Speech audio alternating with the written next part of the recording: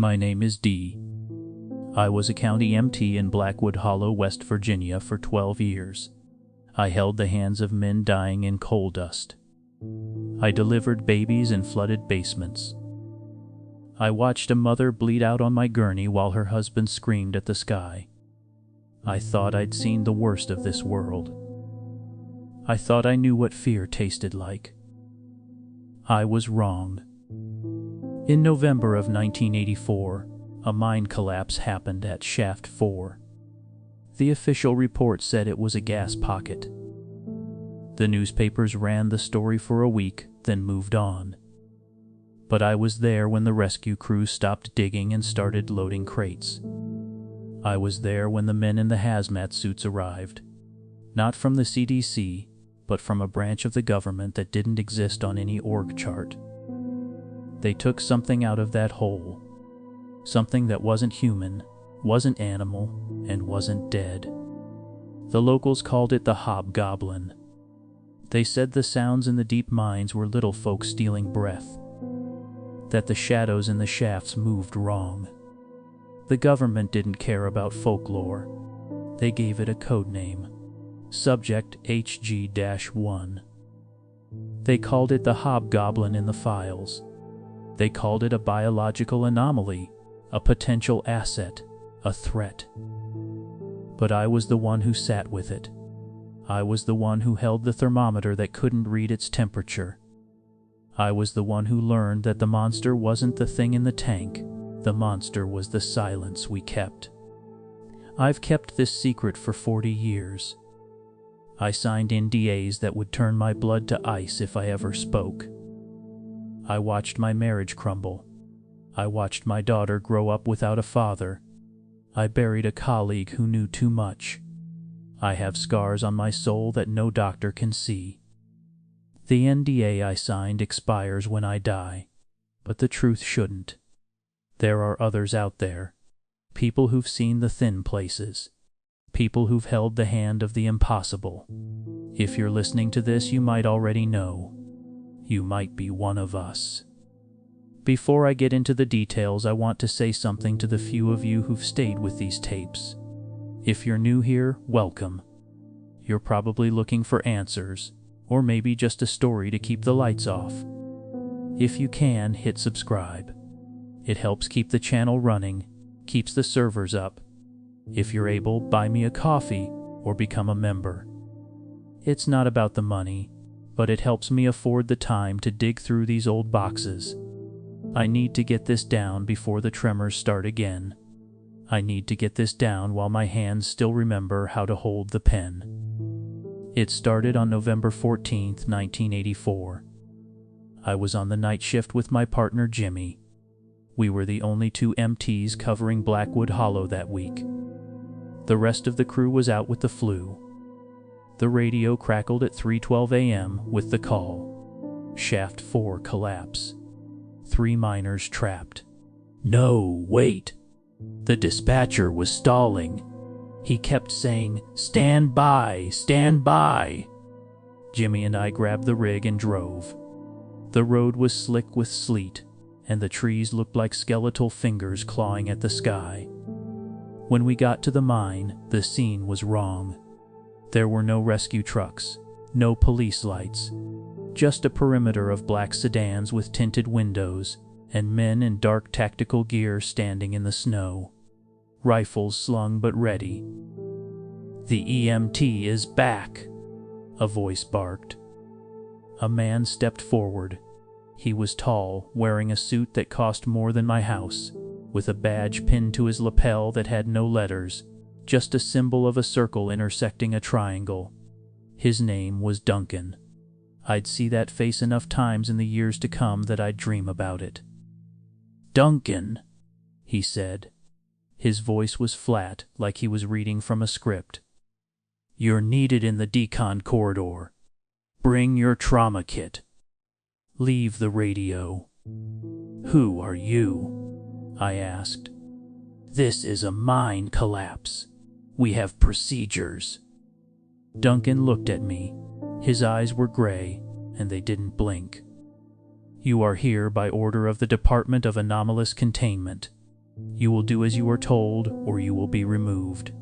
And D, if you value your life, you will not mention this location to anyone. I should have turned around. I should have driven back to town, gone home to Teresa, and never looked back. But I'm a medic. That's in the blood. You hear a call, you answer. So I followed Jimmy, and we walked past the perimeter. The decon corridor was a series of Quonset huts built into the side of the hill, connected by sealed tunnels.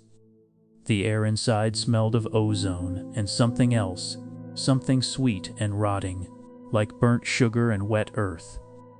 We were led to a sterile room with a single observation window looking into a containment cell. "Subject recovered from deep shaft," Duncan said. "Biohazard level Omega. It's unstable. We need you to assess vitals. The machines in there are failing. We need a human touch." I looked through the glass. The cell was large, lined with lead and what looked like copper mesh. In the center, on a metal slab, was the creature. It was small, maybe the size of a child, but wrong in every way. Its skin was the color of wet slate, slick and dark. It had too many joints in its arms and legs. When it moved, it didn't bend at the knees, it folded. Its face was a smooth oval, except for the mouth, which was a vertical slit that ran from chin to forehead. The eyes were the worst. They were large black pools, but they didn't reflect light. They absorbed it. When it looked at the glass, it felt like it was looking through me, into the marrow of my bones. Is that a person?" Jimmy whispered. "It's not human," Duncan said. "But it's sentient. Observe." The creature shifted. It raised a hand. The fingers were long, reversed with knuckles pointing backward. It tapped the glass. Click, click, click. Then it spoke. It didn't use a mouth. The sound came from everywhere at once, a grinding vibration that made my teeth ache. It mimicked a human voice, but it was wrong. It sounded like three people speaking at once, layered over the sound of grinding stones. Cold, dark, hungry. Jimmy dropped his bag. I felt my stomach turn. This wasn't a rescue. This was a capture. "Vitals," Duncan ordered. I had to go in. The door hissed open, and I stepped into the cell. The temperature dropped 10 degrees. My breath plumed in the air. The creature recoiled, pressing itself into the corner, its vertical mouth opening slightly to reveal a throat that glowed with a faint, pulsing blue light. I approached slowly, hands up. "I'm D. I'm a medic. I'm here to help." The creature tilted its head, the black eyes fixed on me. The grinding sound returned, softer this time. D. Warm. Kind.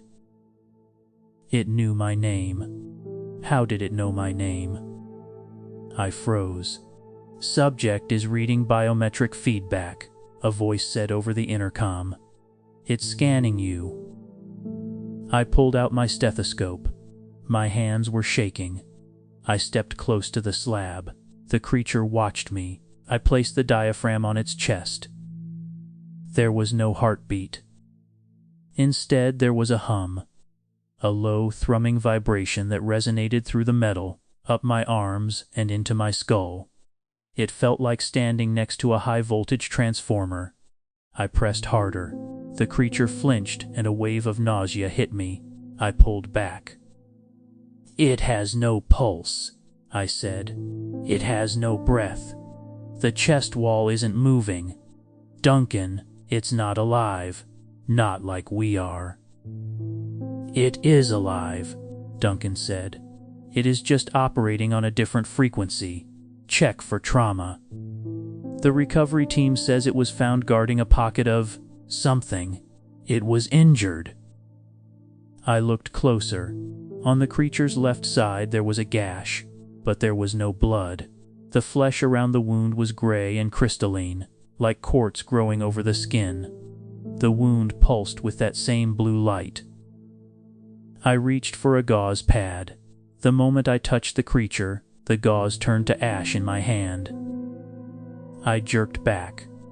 "It's radioactive?" "No, it's transmuting matter. Contact causes disintegration." "Note it," Duncan said. "D, you're shaking. You're dismissed. Jimmy, you're with me. We need to debrief." Jimmy looked at me, his face pale. "D, go," I whispered. Jimmy left. I stood there alone with the thing in the tank. It watched me. The vertical mouth opened, and a small flat object slid out. It clattered onto the metal slab. I looked down. It was a stone, but it wasn't a stone. It was a shard of something that shifted color, like oil on water. It hummed with a gentle warmth. The creature made a soft sound, a purr that vibrated in my chest. "Keep safe, home." I didn't want to touch it. Every instinct screamed at me to run, but I reached out and picked up the shard. It was warm. The nausea faded. The ache in my joints from 20 years of hauling stretchers vanished. For the first time in years, I felt calm. I put the shard in my pocket. I looked at the creature. "You're not a monster," I said. The creature's eyes seemed to soften. "Not monster, refugee, broken, hide." The door hissed. Duncan's voice cut in. "D, step away." End of shift. I left the shard on the slab. I walked out, and the door sealed behind me. I never saw that shard again. I never saw the creature again, not for a long time. But I knew, even then, that I had been marked. Duncan came to my house 3 days later. I was sitting at the kitchen table, drinking coffee that tasted like mud. Teresa was asleep upstairs. The house was quiet. The doorbell rang. I knew who it was before I opened the door. Duncan stood on the porch, holding a manila envelope. He didn't smile. "D," he said, "I need to offer you a choice." I let him in. He sat without asking. He placed the envelope on the table. "Subject HG1 is stable," Duncan said, "but it requires care. The machines can monitor it, but they can't soothe it. It's distressed. It mimics vocal patterns, but it doesn't understand context. It's lashing out. 2 of our technicians suffered psychological breaks. One tried to open the cell. The subject touched him." Duncan paused. "The technician didn't die, D. He unraveled. His biology was rewritten. He's in a coma in a facility in Nevada. We can't take the risk of another breach. We need a handler. Someone who can interact with the subject, build rapport, and ensure containment." "Containment," I repeated. "You mean you're keeping it in a cage?" "We are protecting the public," Duncan said. "And we are protecting the subject. If the wrong people find out about this, they will dissect it. They will try to weaponize it. You know the world isn't ready. And you want me to be the jailer." "I want you to be the bridge," Duncan said. "You showed empathy. You didn't panic. You have a gift, D. You can calm it. We'll pay you triple your MT salary, full benefits, and in exchange, you sign this." He slid the envelope toward me. Inside were documents, non-disclosure agreements, liability waivers, a contract that bound me to a black program codenamed Snowfield. "If I refuse, then you walk away. You go back to being an MT. You live your life. But you will never see the subject again, and you will never know why the mine collapsed, or what was really in that shaft. And D, you might find that the shard you took is still in your pocket, and you might find that it keeps you alive in ways you can't explain. I touched my pocket. The shard was gone. I must have dropped it, but my hand felt warm. I need to think, I said. You have until morning, Duncan said. He stood up. The subject is calling for you. It knows your name. It thinks you're its keeper. Duncan left. I sat in the kitchen until the sun came up. I thought about Teresa. I thought about Jimmy. I thought about the technician who had unraveled. I thought about the look in the creature's eyes. It wasn't malice. It was fear. It was the look of something lost in the dark. I signed the papers. They moved the subject to a facility built into the hollow of a decommissioned coal mine, about 10 miles from my house. We called it Site 9. It was a retrofitted bunker, lined with lead, concrete, and copper mesh. The subject was kept in a large cell that looked more like a habitat than a prison. They had tried to give it things to play with, but the subject didn't play. It watched. It listened. My job was simple. I visited every day. I brought food, though the subject didn't eat. I brought books, though it couldn't read. I just sat with it. I talked. At first, it mimicked everything I said. It was like living with a broken parrot that spoke in a voice that sounded like grinding stones. Warm. Cold. D. I learned that the subject could absorb heat. If I stood too close, my fingers would go numb. If I stood too far, it would whine, a sound that made my nose bleed. I had to find the balance. The balance was the truth. I named it Jimmy, not because I wanted to, but because it started calling me that. One day I was reading from a book about the stars, and the subject repeated, D, star, D, star.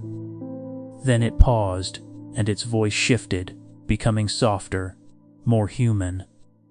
Jimmy, Jimmy, D, Jimmy. It had picked up the name of my partner, Jimmy, from the radio chatter.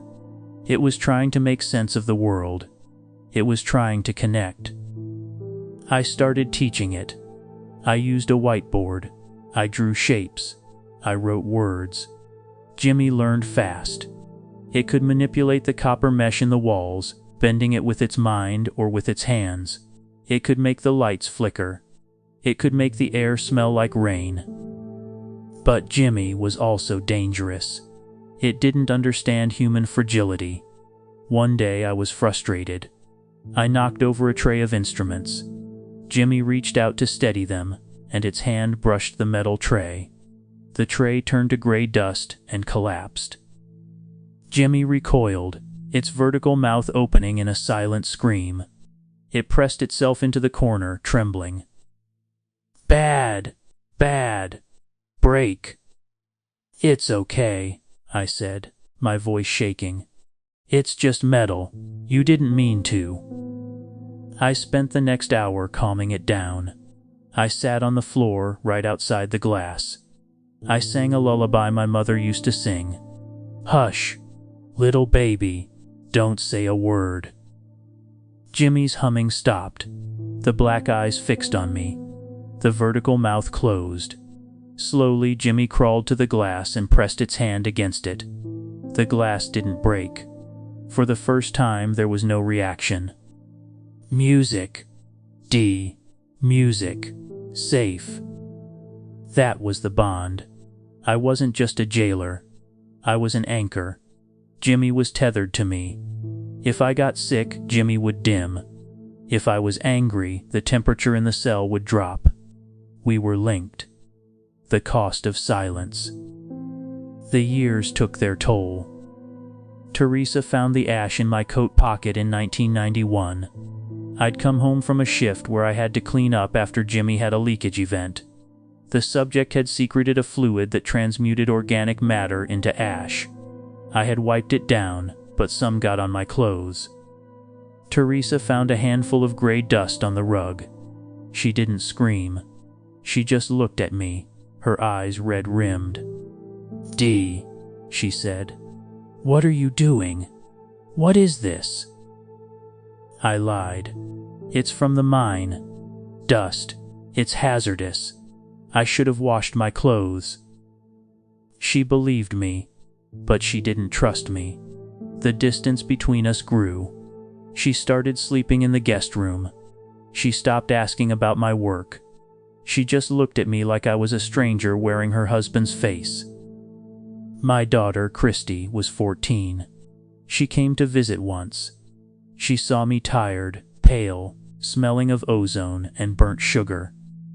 "Dad," she said, "you look like you're dying." "I'm fine, sweetie. Just work." She didn't believe me. She hugged me, and I felt Jimmy's echo in my mind, a whisper. Kristi. Daughter. Warm. I pulled away. I couldn't let Jimmy touch her. The subject was learning to mimic emotions, but it couldn't control its power. If Jimmy got close to Christy, it might unravel her. I had to keep Jimmy away from my family. I had to keep my family away from Jimmy. The crisis came in October 1994. Duncan was gone. He'd been promoted to a position I couldn't access.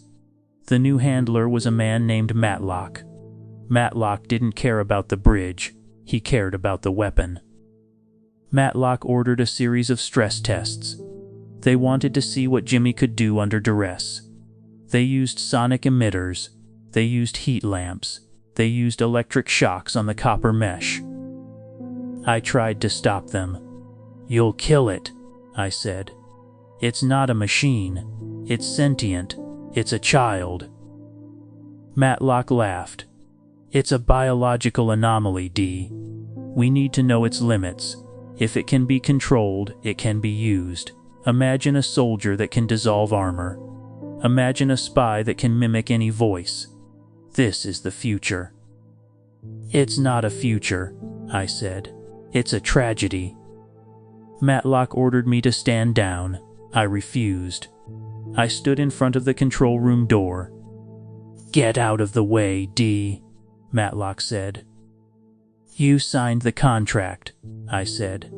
"You said I was the keeper." "You're a medic," Matlock snapped. "Medics serve the program. Open the door." I didn't move. I knew what would happen if they pushed Jimmy too far. Jimmy was scared. Jimmy was angry. The air in the corridor was getting cold. My breath was pluming. Suddenly the lights went out. The emergency red lights flickered on. The sound of grinding stones filled the air, louder than I'd ever heard it. It was a roar. It was a scream. "Stop! Hurt, Dee! Help!" The voice came through the speakers, but it was layered with 1,000 voices. It shook the building. Matlock's phone rang. He answered, listened, and went pale. "What do you mean? The seismic sensors? No, that's impossible." He hung up. "There's a tremor. The mine shaft is collapsing. We have to evacuate." "No," I said. "It's not a tremor. It's Jimmy. It's breaking the containment." I ran to the cell. The glass was cracked. Jimmy was pressing against it, its body glowing with that blue light. The vertical mouth was wide open. "Dee, run, break, dark." I grabbed the override key. I knew the codes. I'd memorized them. I opened the cell. Jimmy didn't attack. It collapsed. It fell to the floor, its body flickering. The blue light was erratic. It was dying. I ran to it. I put my hands on its chest. The hum was weak. The transmutation field was collapsing. "It's okay," I whispered. "I've got you. I've got you." Jimmy looked up. Its eyes were dimming. Home. Broken. keep, safe. It reached into its chest. I thought it was going to hurt me. It pulled out a small, smooth stone. It was the same shard from 1984, but larger. It pulsed with a steady, warm light. Gift, anchor, you, keep, me. It pressed the stone into my hand. The moment I touched it, the pain in my joints vanished. The fatigue drained away.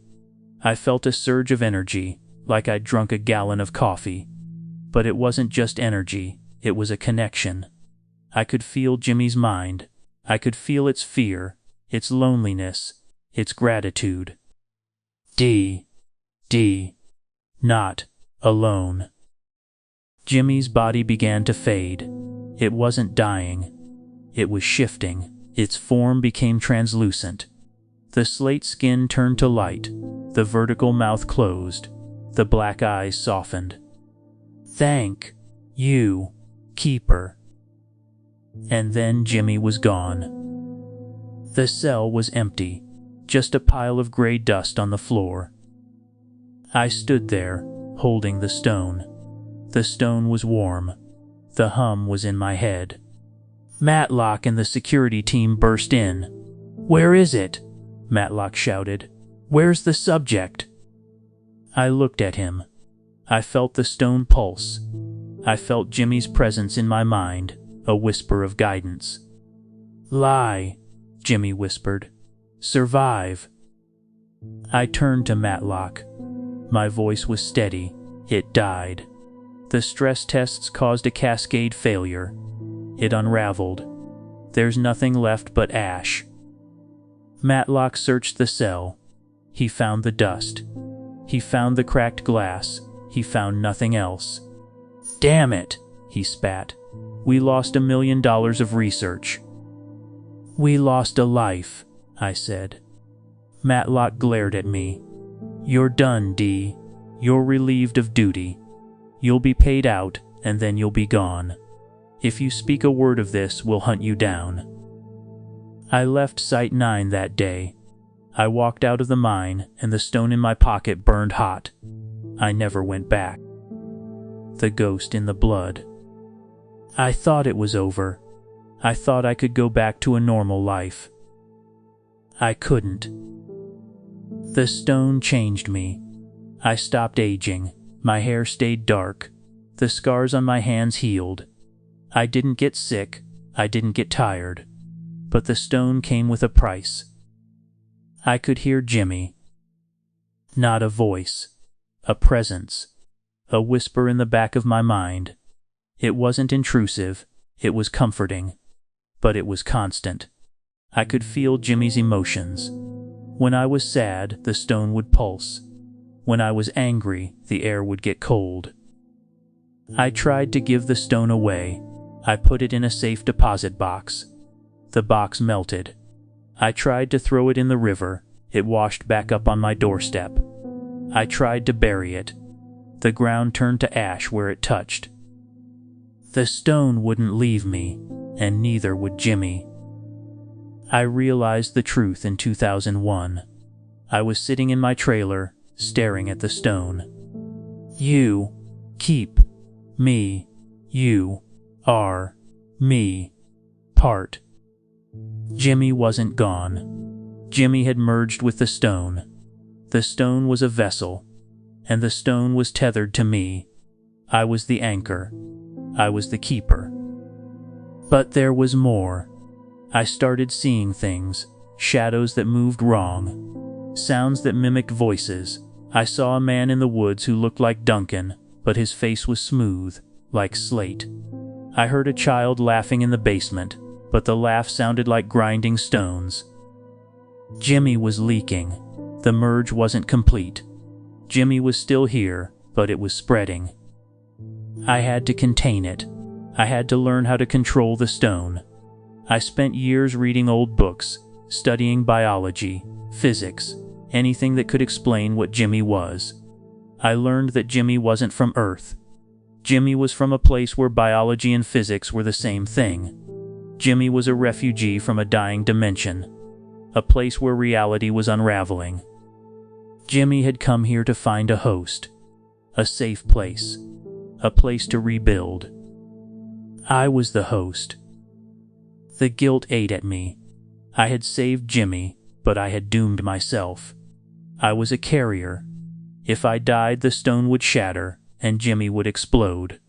Or worse, the door Jimmy had opened would widen and something else would come through. I became a recluse. I stopped seeing Teresa. I stopped seeing Christy. I couldn't risk them. I couldn't risk the world. The succession.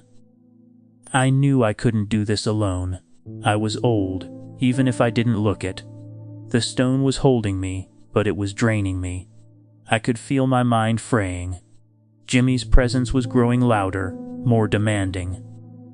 I needed a successor. I looked for someone who could hear the whispers, someone who could handle the truth. I found her in 2014. Her name was Tara. She was a grad student in bioacoustics at the university. She had published a paper on anomalous sound patterns in geological surveys. She had heard the hum. She had felt the cold. I contacted her. I left a burner phone with a message. You hear it too, don't you? The hum in the dark. If you want answers, come to Blackwood Hollow. Come to the trailer, but know this. Once you see, you can't unsee. Tara came. She was young, sharp, and scared. She stood on my porch, looking at the stone in my hand.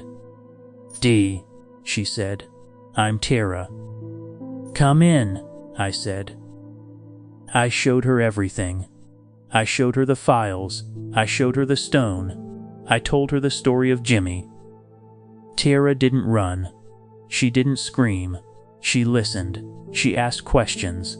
She analyzed. "It's not a parasite," she said. "It's a symbiote. It's trying to survive, and it's trying to help you." "It's killing me," I said. "It's merging with me. I have to pass it on. I have to find someone who can contain it." Tara looked at the stone. "Can I touch it?" "No," I said. "Not yet. It burns." "Let me try," she said. She reached out. Her hand hovered over the stone. The stone pulsed. The air grew cold. I braced myself for the reaction. Tara's hand closed around the stone. Nothing happened. No ash. No cold. No pain. Tara gasped. Her eyes widened. "It's warm. It's singing." She looked up at me. "Dee, it's not angry. It's happy. It's been waiting." I felt the stone pulse in my mind. A wave of relief washed over me. Tara, new, keeper, safe. Jimmy was letting go. I pulled my hand away. The stone was cool in Tara's hand. The connection shifted. I felt the weight lift. I felt the presence recede, settling into Tara. "It's done," I whispered. Tara looked at me, tears in her eyes. "I can hear it, Dee. It's lonely. It wants to go home. But it can't. It needs a keeper." "I know," I said. "That's you now. You have to protect it. You have to protect the world from it. And you have to protect it from the world." Tara nodded. "I will." We spent the next year preparing. Tara moved into the trailer. She studied the stone. She learned to control the hum. She learned to talk to Jimmy. I taught her what I knew. I gave her the files. I gave her the codes. In 2016, I knew my time was up. The stone was gone from my life, and with it the youth. I felt the age rushing back. My joints ached. My hair turned white. My breath grew short. I sat on the porch with Tara. She held the stone. It glowed softly. "Are you scared?" I asked. Tara shook her head. "I'm not alone. Jimmy is with me. And you're with me." "I'll be gone soon," I said. "When I die, the stone will be yours. You have to keep the secret. You have to find the others. There are others, Tira. People who've held the hand of the impossible. You have to find them." "I will," she said. I looked at the woods. I thought about Teresa. I thought about Christy. I thought about Jimmy.